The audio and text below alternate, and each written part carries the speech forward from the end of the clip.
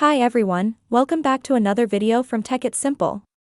In today's episode, I'm going to be showing you how to download your YouHodler application on your Android phone. So, let's dive into the video right away. First of all, launch and open your Play Store. Go to the search box and type in YouHodler and search.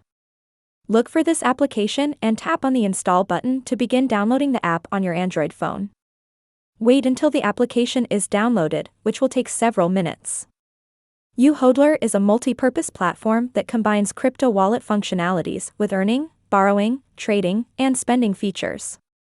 Once the application is downloaded and installed, tap on the Open button to launch the application. And that's how you can easily download YouHodler on your Android phone in a couple of minutes. That's how it's easily done. If you found the video to be helpful, go ahead and give us a thumbs up. Don't forget to subscribe to the channel by hitting the subscribe button.